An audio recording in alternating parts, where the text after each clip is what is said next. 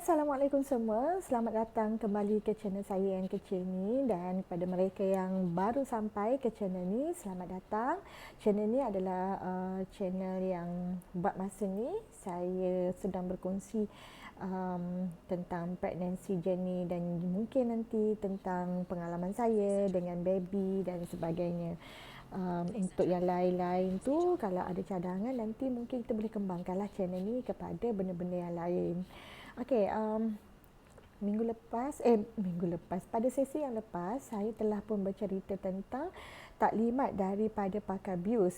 Okey, sebelum tu taklimat daripada pakar bedah. Sebelum saya menjalani pembedahan C-section. So untuk hari ini saya nak bercerita tentang taklimat daripada pakar kanak-kanak.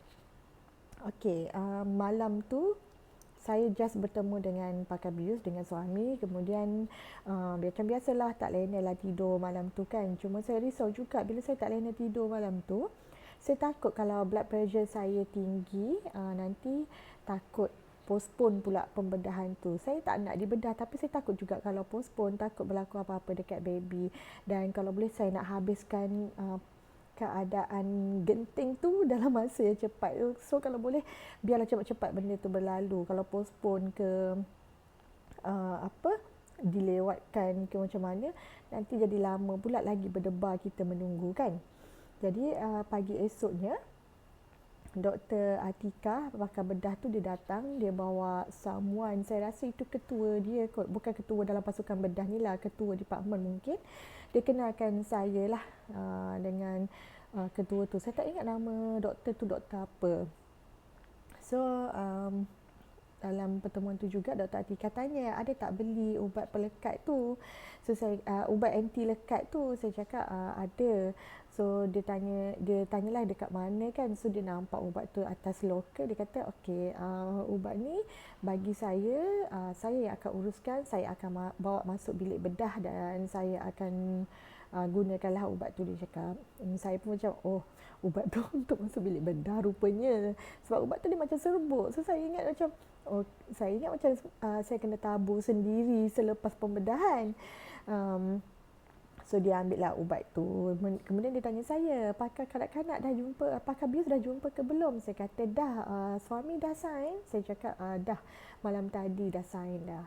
And then dia kata kalau macam tu pakar kanak-kanak dah jumpa. Saya cakap pakar kanak-kanak, saya kena jumpa pakar kanak-kanak ke? Saya cakap dia kata tak ada siapa bagi tahu ke? Saya kata tak ada orang bagi tahu pun yang saya kena jumpa pakar kanak-kanak. Dia kata tak apa. Saya akan bagi tahu pakar kanak-kanak untuk dia datang bagi taklimat kepada puan sebelum puan ditolak masuk ke bilik bedah. Okay. So tak lama lepas tu tiba-tiba ada someone datang, doktor perempuan lah. Dia tanya saya, are you speaking English? Itu saya macam yes I am. Lepas tu dia cakap lah, saya pun macam pelik lah, ini doktor ke apa ni? So dia kenalkanlah diri dia dalam bahasa Inggeris lah, yang dia tu doktor kanak-kanak. Saya lupa apa nama dia. Saya macam tertanya, kenapa doktor ni tak pandai cakap Melayu lah.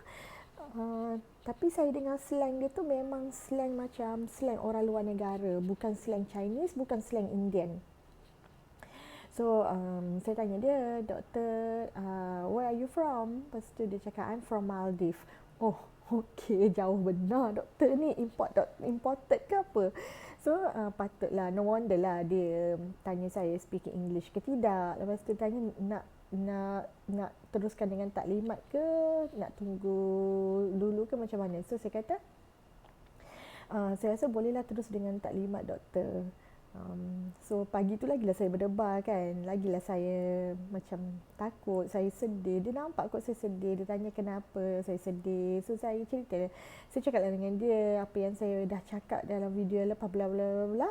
Dia kata don't worry, selalunya pembedahan ni memang ada risiko, tetapi apa yang doktor nasihatkan itu adalah yang terbaik untuk keadaan semasa dan keadaan saya lah. And then saya kata saya tahu benda tu. So saya terkejut dan saya tak bersedia dari segi mental dan fizikal lah, sebab benda ni memang mengejutkan.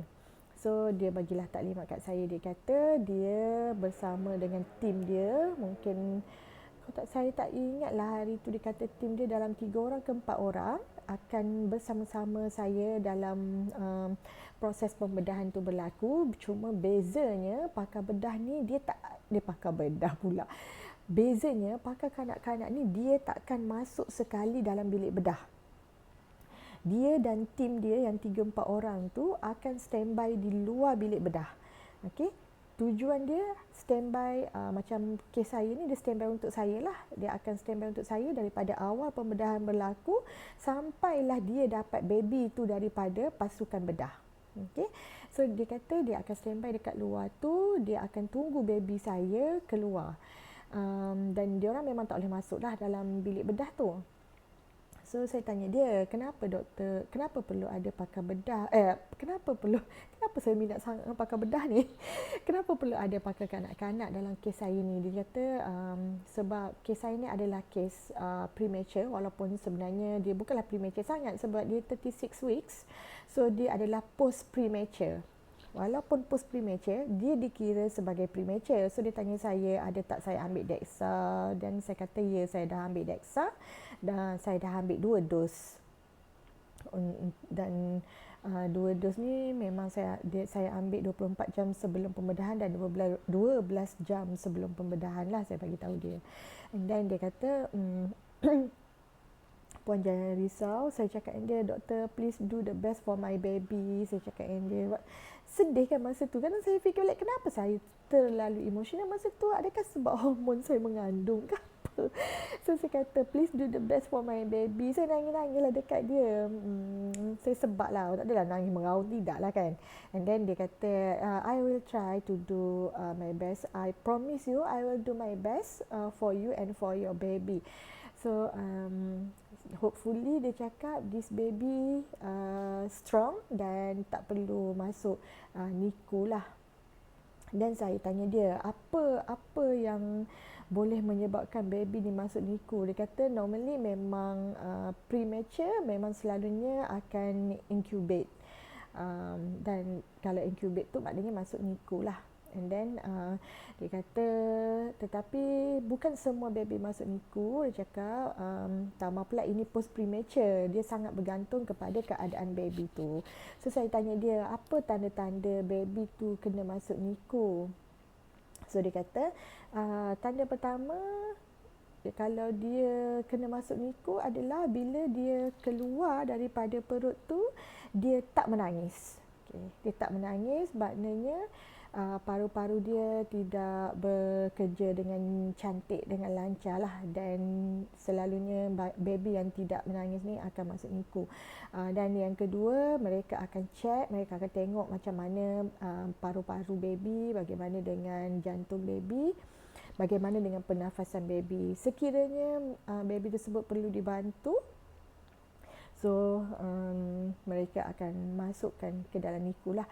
Dan saya berdoa sangat supaya baby saya ni kuat, baby saya tak masuk NICU, supaya saya dapat jumpa dengan baby terus. Saya tanya dia, kalau masuk NICU tu saya boleh jumpa baby tak? Dia cakap selalunya kalau masuk NICU ni saya tak boleh jumpa terus lah dengan baby. Mungkin dalam sehari 2, 3, 4 hari, depends on baby situation. So saya bukan expert ya dalam bidang ni. Kalau ada mereka yang ada dalam bidang ni, bolehlah perbetulkan saya seandainya apa yang saya cakap ni salah, dan bolehlah tambah untuk kita sama-sama belajar, sharing ilmu, dan untuk saya tahu juga apa, yelah, untuk tambah ilmu lah. Okay. And then dia kata dia akan, saya tanya dia apa yang dia akan check tentang baby tu selain pada jantung dan paru-paru. Dia kata dia akan check jantung, paru-paru, dia akan check juga buah pinggang, dia akan check hati juga, and then dia akan check physical baby tu.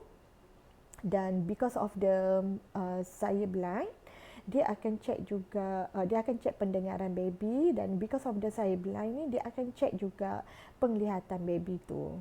So dia tanya saya lah, saya blind ni sebab apa semua. So saya ceritalah dengan dia apa sebab blindness saya ni. Dan dia kata normally itu bukan faktor genetik, tetapi mereka akan check juga untuk langkah berhati-hati dan persediaan awal lah. Okay. Dan selepas tu doktor ni pun sama, dia baik sangat. Lepas tu dia tepuk-tepuk belakang saya, dia cakap jangan sedih, everything will be okay. Dia tenangkan saya lah. Then selepas dia dah siap bagi taklimat tu, dan dia pun tinggalkan saya. So saya rasa untuk video kali ini itu sahaja. Nantikan video saya yang akan datang, saya akan ceritakan bagaimana proses saya masuk ke operation theatre, bagaimana apa yang berlaku dalam bilik bedah, bagaimana proses saya dibius, bagaimana proses pembedahan berlangsung sebab saya saya bius separuh, bukan separuh sedar, saya bius separuh. Jadi saya dapat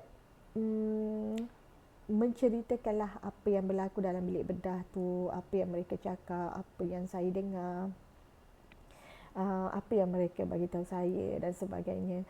Okey, sebelum saya masuk ke bilik bedah tu, saya ada dua doa lah, yang of course lah keselamatan untuk saya dengan baby tu semestinya, dan doa yang lain tu, yang pertama saya mohon supaya baby saya kuat, segala-galanya okey, sihat dan sempurna, dan baby tak kena tahan di NICU lah.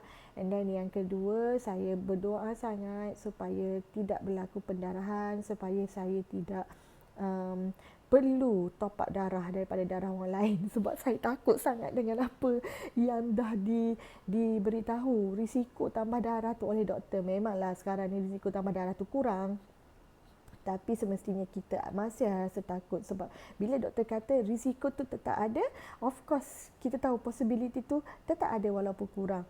Of course kita akan rasa takut. So kita jumpa lagi dalam video yang akan datang. Kepada mereka yang datang ke channel ni, terima kasih banyak-banyak sebab support channel ni. Yang kecil ni, saya harap channel ni dapat berkembang dengan lebih besar.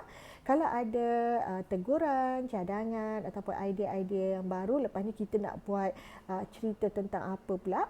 Jadi sebenarnya kalau diikutkan channel saya ni dah ada konsep dia yang sebelum ni, cuma saya rasa cerita pengalaman pregnancy journey dengan motherhood ni lebih menarik. Yang lain-lain tu kalau saya akan pertimbangkan balik lah channel ni. Sebenarnya kita akan tengok balik adakah segmen-segmen yang sebelum ni yang pernah saya buat tu perlu dikekalkan atau macam mana. Okey, jangan lupa share, komen, like dan subscribe. Terima kasih banyak-banyak. Assalamualaikum warahmatullahi wabarakatuh. Terima kasih.